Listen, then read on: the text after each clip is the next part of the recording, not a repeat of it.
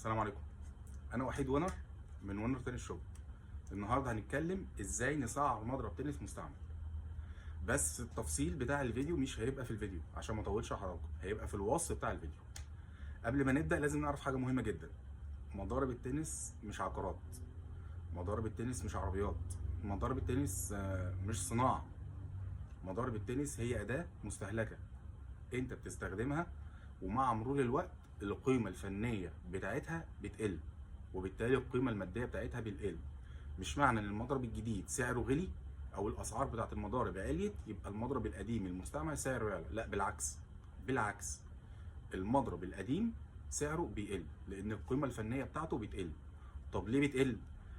مضارب التنس بتبقى عباره عن طبقات كربون، كربون فايبر، ده الجرافايت، طبقات كربون مع الضرب، مع اللعب، مع الشد المضرب اللي هو تركيب الفتله، الخبطات، الحاجات دي كلها بتخلي طبقات الكربون دي تبعد عن بعض.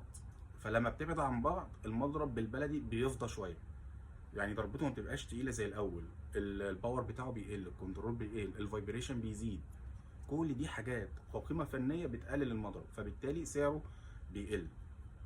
اهم حاجه انت حاله مضربك اللي بتبيعه ايه، مش مهم هو جديد بكام، كل ما المضرب قدم كل ما سعره قل. اهم حاجه حاله المضرب اللي انت بتبيعه ايه. طب احنا بنحدد ازاي سعر مضرب المستعمل؟ عن طريق كذا حاجه. اولهم الحاله العامه بتاعت المضرب، في خدوش بسيطه ولا خدوش كتير وعميقه. البلاستيك اللي بره اللي بنقول عليه بالدارج في مصر المكرونات دي متكسره ولا سليمه، سواء من بره او من جوه. دي لو متكسره برضو القيمه الفنيه بتاعت المضرب بتقل، لان الوزن بيقل، البالانس بيقل، السوينج ويت بيتغير.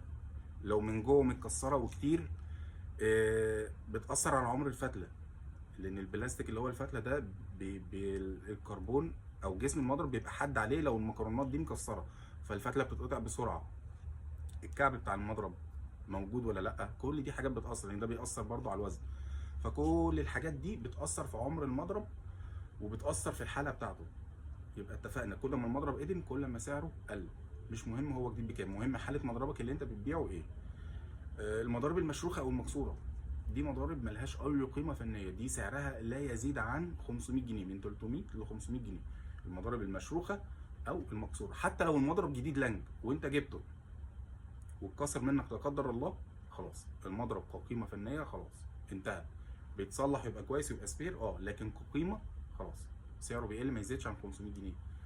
المضارب اللي مش اوريجينال ليها مرحله، لو حد عايز يشتريها ان هو اول مره يلعب تنس ماشي اشتريها، بس هيجي لك وقت ولازم تغيرها، لو كملت تنس لازم تجيب اوريجينال. المضارب اللي مش اوريجينال سعرها لا يتعدى ال 500 جنيه، كل دي حاجات هنتكلم عليها بالتفصيل في الفيديو. بنتكلم في الاسعار بالنسبه للسوق المصري، اسعار مصر بالجنيه المصري، ملناش دعوه برضو الدولار بكام، لينا دعوه بالاسعار اللي هي في مصر. الوكلاء في مصر بيبيعوا المضارب بكام، على الاساس دوت هنسعر مضارب التنس وبالارقام. هتبقى انت ماسك مضربك وتشوف هو موديل كام، تعرف تسعره، يبقى ده السعر المناسب ليك والمناسب للي هيشتريه. اهم حاجه الموضوع دوت او التفاصيل دي او ازاي تسعر مضرب تنس دي من خلال خبرتنا احنا كونر. ممكن يبقى في حاجات احنا مزودينها ومش شايفين ان هي غلط وانتوا شايفين ان هي غلط تساعدونا فيها.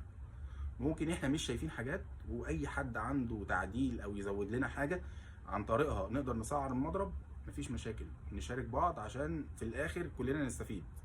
لان زي ما قلت لحضراتكم المضارب مش عقارات، مش معنى ان المضرب جديد غالي